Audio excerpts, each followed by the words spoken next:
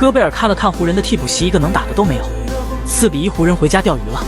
交易浓眉，退了马威。没有内线的湖人让森林狼内线组合戈贝尔与兰德尔打爆了。戈贝尔15投12中，狂轰27分24篮板，其中9记前场篮板。兰德尔23分5篮板4助攻。